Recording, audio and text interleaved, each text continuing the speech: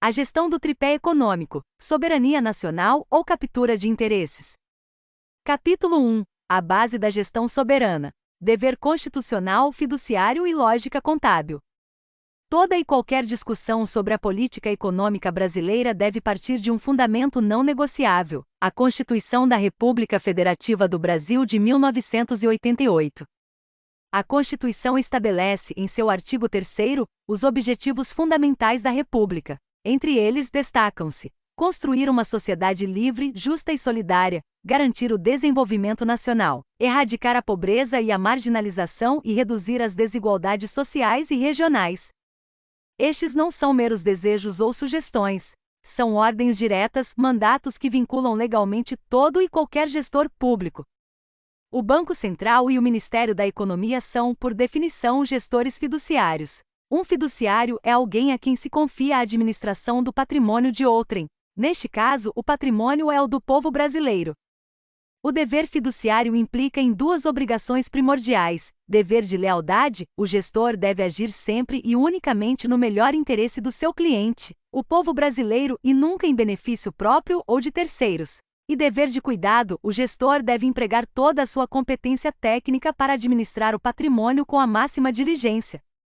Uma nação, assim como qualquer empresa, possui um balanço patrimonial. Ela tem ativos, recursos naturais, parque industrial, infraestrutura, capital humano, reservas internacionais. E passivos, dívida pública, obrigações sociais. O que se observa no Brasil há décadas é um fenômeno que seria classificado como gestão fraudulenta ou, no mínimo, temerária. Trata-se de uma contabilidade inversa. O balanço onshore, o Brasil, o lado dos passivos cresce de forma explosiva. A dívida pública aumenta, a infraestrutura se deteriora, o parque industrial encolhe. O país, como entidade contábil, empobrece. O balanço offshore, capital brasileiro no exterior, o lado dos ativos cresce exponencialmente. O volume de capital brasileiro no exterior é de 4 a 5 vezes o total das reservas internacionais do Banco Central. Isso não é má gestão. É gestão inversa, uma estratégia consciente que utiliza os instrumentos do Estado para enfraquecer o balanço patrimonial da nação em benefício do fortalecimento do balanço patrimonial privado no exterior.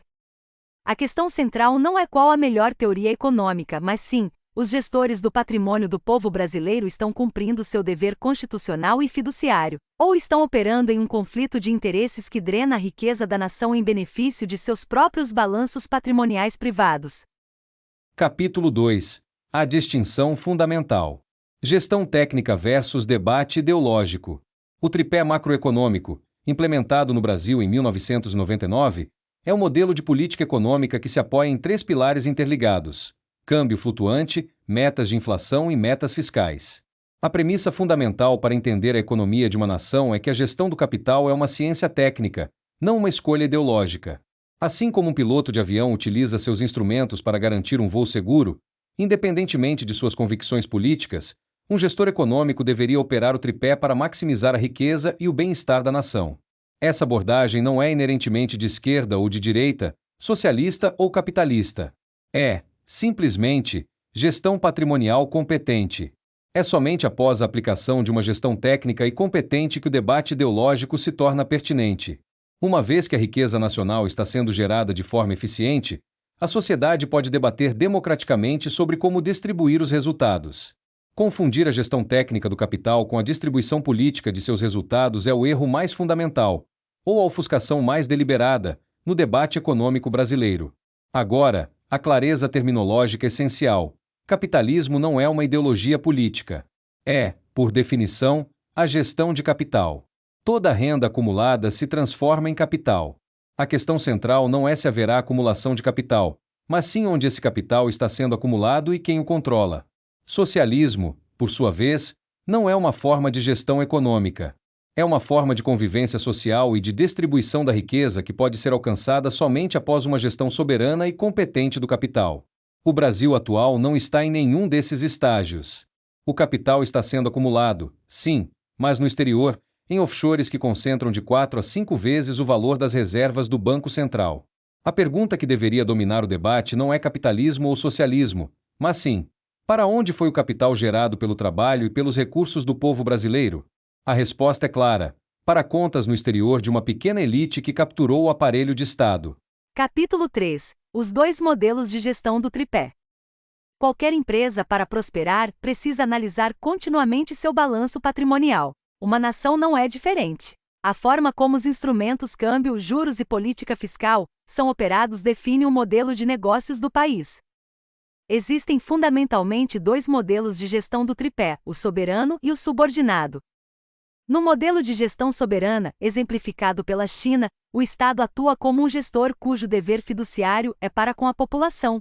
O objetivo é maximizar o valor da empresa-nação a longo prazo. A premissa fundamental é que lucros e prejuízos devem ser internalizados. A riqueza gerada no país deve permanecer e ser reinvestida no país. A operação do tripé soberano. Câmbio administrado, mantido em um patamar competitivo para impulsionar exportações e proteger a indústria local. Juros moderados, calibrados para estimular o investimento produtivo doméstico. Política fiscal ativa, o orçamento é usado para construir infraestrutura e apoiar setores estratégicos. A ferramenta-chave, controle sobre a entrada e principalmente a saída de capitais.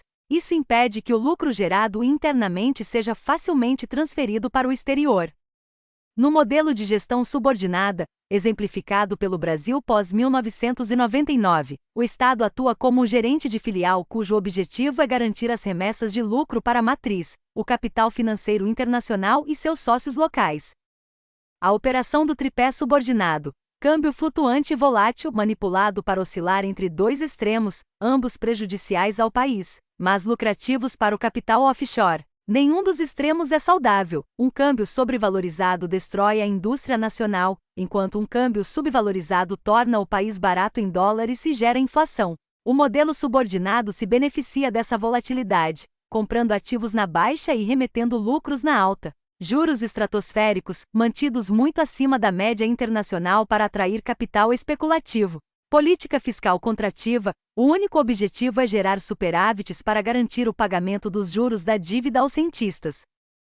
A ferramenta-chave, livre mobilidade de capitais. Ela permite que o capital especulativo entre para lucrar com os juros altos e saia rapidamente, levando consigo os lucros. A escolha entre esses dois modelos não é uma fatalidade técnica, mas uma decisão política fundamental sobre a quem a gestão da empresa-nação deve servir. Capítulo 4. A origem do modelo brasileiro. Não foi erro, foi projeto. Para compreender por que o Brasil adotou um modelo de gestão subordinada, é preciso recuar aos anos 90. A narrativa oficial descreve o Plano Real, de 1994, como um sucesso técnico. Embora a estabilização dos preços tenha sido real, ela serviu como cortina de fumaça para um projeto muito maior. As bases foram negociadas em Washington em 1992, no chamado Umbrella Deal. Este acordo estabeleceu as bases para a reestruturação da dívida brasileira e para um vasto programa de privatizações. A manutenção de um real artificialmente valorizado entre 1994 e 1998 tinha função estratégica: permitir a execução de um dos maiores programas de privatização do mundo a preços irrisórios em moeda forte. O mecanismo era simples e devastador. Ativos estratégicos nacionais, como a Vale do Rio Doce, o Sistema Telebrás, empresas de energia e bancos estaduais, eram avaliados em reais. Com a paridade próxima de 1:1 com o dólar, o patrimônio construído por gerações de brasileiros foi liquidado por uma fração de seu valor real. Isso não foi um erro de cálculo. Foi a execução deliberada de uma estratégia de transferência de ativos do Estado brasileiro para o capital internacional a um custo mínimo. Após a conclusão das privatizações, em janeiro de 1999, o governo abandonou a paridade e deixou o câmbio flutuar. O real se desvalorizou mais de 100% em poucas semanas. Essa maxi-desvalorização foi o golpe final. Para os privatizadores, quem comprou uma empresa por R$1 bilhão em 1997, viu o fluxo de caixa futuro da empresa, agora dolarizado, dobrar. O lucro foi astronômico. Para os evasores de divisas, o período foi marcado por esquemas massivos, como o emblemático caso Banestado. Remetia-se dinheiro ilegalmente para o exterior com o câmbio a 1:1. Após a desvalorização, o mesmo capital era internalizado, agora valendo o dobro em reais. A implementação do tripé macroeconômico em 1999 chega para institucionalizar e dar sustentabilidade ao novo status co-criado pelo projeto de transferência de riqueza. A origem do modelo brasileiro não foi um erro técnico. Foi o resultado de um projeto político e econômico bem-sucedido, que utilizou a estabilização da moeda como pretexto para executar uma transferência de patrimônio sem precedentes. Capítulo 5. O diagnóstico final. A raposa cuidando do galinheiro. Diante da persistência de um modelo econômico que gera baixo crescimento, desindustrialização e endividamento público, uma pergunta natural surge: os gestores não sabem como operar o tripé de forma a promover o desenvolvimento? Este é um falso dilema. Os formuladores da política econômica brasileira estão entre os mais qualificados do mundo. Eles conhecem perfeitamente os modelos de gestão soberana. Eles sabem exatamente quais são as consequências de se manter a taxa de juros em patamares estratosféricos e o câmbio cronicamente desvalorizado. O problema não é a falta de conhecimento. O problema é a intenção, que é moldada por um fator muito mais poderoso: o conflito de interesses. Quando os próprios indivíduos responsáveis por formular a política monetária e cambial do país possuem patrimônio pessoal investido em ativos no exterior, em contas offshore, cria-se um conflito de interesses direto e insanável. O gestor público passa a ter seu patrimônio pessoal diretamente afetado pelas políticas que ele mesmo implementa, e as políticas que são lesivas ao país são extremamente lucrativas para o patrimônio offshore. Juros altos no Brasil. O gestor mantém a taxa Selic em 10% ao ano, enquanto a taxa internacional é de 2%. Como investidor privado, ele traz seus dólares do exterior, compra títulos da dívida brasileira e obtém um retorno massivo e sem risco. Câmbio cronicamente desvalorizado. Quando os fundamentos econômicos são negativos, mesmo com juros altos, o real permanece desvalorizado, fraco. Com seu patrimônio em dólar, o gestor tem enorme poder de compra no Brasil, podendo adquirir ativos, imóveis, ações, empresas, a preços irrisórios em moeda forte. O lucro em dólar ganha poder de compra máximo. Desvalorização cíclica. Quando a instabilidade causa uma fuga de capitais, o real se desvaloriza bruscamente. O gestor, que já remeteu seus lucros para sua conta offshore, vê seu patrimônio em dólar se multiplicar. Neste cenário, o gestor tem um incentivo financeiro direto para perpetuar o modelo de gestão subordinada. Para mascarar este conflito de interesses fundamental, utilizasse um sofisticado arsenal de linguagem técnica e jargões econômicos. O que na prática é a gestão de uma carteira de investimentos pessoal em detrimento do interesse público é apresentado como um debate técnico sobre a melhor forma de controlar a inflação.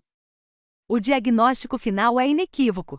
O problema da economia brasileira não é primariamente econômico, mas sim de governança e ética pública. Trata-se da captura do aparelho de Estado por uma elite financeira que legisla em causa própria. Capítulo 6. Conclusão e caminhos para a soberania. A jornada através da estrutura e operação do tripé macroeconômico brasileiro nos leva a uma conclusão inescapável. O debate público sobre a economia do país é, em grande medida, uma cortina de fumaça.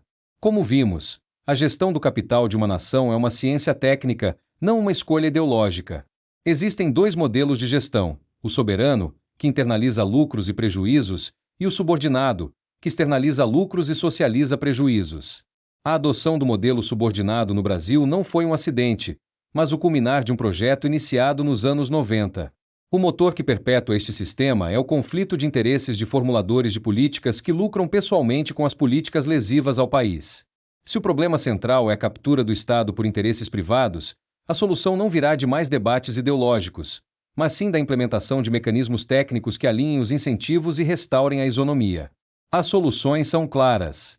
Primeiro, a solução estrutural, câmbio neutro através de banda cambial. A medida mais importante é a adoção de uma política de câmbio neutro, administrado através de uma banda cambial. Ao manter o câmbio em um patamar estável e competitivo, o Banco Central elimina a principal fonte de arbitragem e especulação. Um câmbio que não oscila violentamente remove o incentivo para a ciranda financeira. O câmbio neutro é o fiel da balança que força a convivência harmoniosa entre o capital offshore e o onshore. Segundo, a solução de justiça fiscal, taxação universal sobre a renda e o patrimônio global. A adoção de um sistema de taxação universal, nos moldes do que praticam os Estados Unidos. Todo cidadão com domicílio fiscal no Brasil é obrigado a declarar seu patrimônio e sua renda globais, não apenas o que está no país. Isso cria uma isonomia fundamental. Ter uma offshore deixa de ser uma vantagem fiscal. A declaração de patrimônio global força a transparência. torna-se muito mais difícil esconder patrimônio e renda no exterior. Combinadas, estas duas medidas resolvem o problema na sua raiz. O câmbio neutro remove a oportunidade de lucrar com a instabilidade, e a taxação universal remove o incentivo de manter o capital no exterior para fugir de impostos. O conflito de interesses não é proibido, ele simplesmente deixa de ser lucrativo. Restaurar a soberania econômica do Brasil exige uma mudança de perspectiva. É preciso parar de tratar a gestão econômica como um mistério esotérico e passar a encará-la pelo que é: a gestão do patrimônio do povo brasileiro. O Brasil não carece de recursos, de capacidade técnica ou de oportunidades. O que tem impedido seu desenvolvimento é um sistema que drena sua riqueza para beneficiar uma pequena elite. Desmontar esse sistema, eliminando o conflito de interesses em sua origem, não é uma proposta radical ou ideológica. É a aplicação dos mais básicos e universais princípios de boa governança e ética pública. É o único caminho para que o tripé macroeconômico deixe de ser uma ferramenta de captura e se torne o que sempre deveria ter sido: um instrumento para a construção de uma nação próspera e soberana.